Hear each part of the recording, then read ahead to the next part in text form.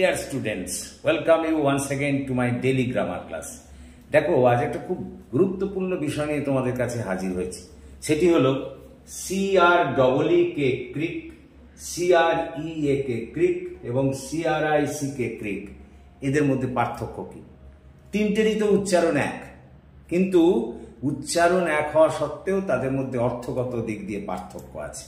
আর যেহেতু উচ্চারণ এক, সেই জন্যেই এদের ব্যবহারকে কেন্দ্র করে তোমাদের মধ্যে একটা অনেক সময় কনফিউশন দেখা দেয়, কোথায় কোনটা ব্যবহার করতে হবে বুঝতে পারো না। আজকের পর থেকে আর কোনো সমস্যা দেখা দেবে না। দেখো, আমরা যখন বলি CREEK ক্রিক, এটার মানে হচ্ছে ছোট্ট নদী বা জলধারা। যেমন এটা কিন্তু নাউন হিসেবে ব্যবহৃত হয়। যেমন করো, there is a creek inside the forest. জঙ্গলের মধ্যে দিয়ে একটা ক্রিক আছে। ক্রিক মানে ছোট নদী, এখানে CREEK ক্রিক।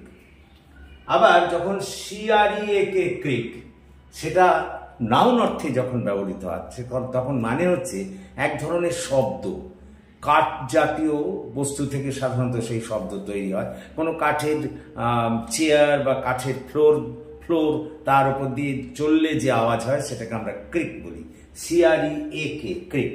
যেমন মনে করো, আমি লিখেছি যে he paused when he heard the creak of a wooden floor boards.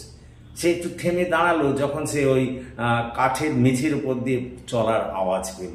এই ক্রিক, CREAK ক্রিক মানে হচ্ছে কাঠের পাটাতন ঘর্ষণজনিত কারণে যে শব্দ হয় সেটা। আর তারপর আবার CREAK ক্রিক ভার্ব হিসেবেও ব্যবহৃত হয় এই ধরনের শব্দ সৃষ্টি করা। কোন ধরনের? কাঠের ঘর্ষণ জাতীয় শব্দ।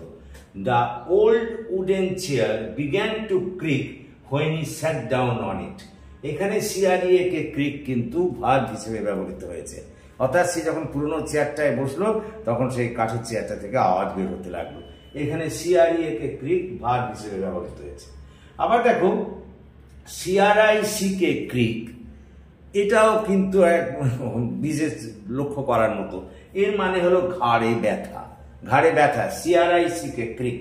এটা নাউন হিসেবে ব্যবহৃত হয় যখন দেখো he has a bad crick in his neck, তার ঘাড়ে একটা বাজে ব্যথা আছে। আবার এই CRICK ক্রিক এটা ভার্ব হিসেবেও ব্যবহৃত হতে পারে।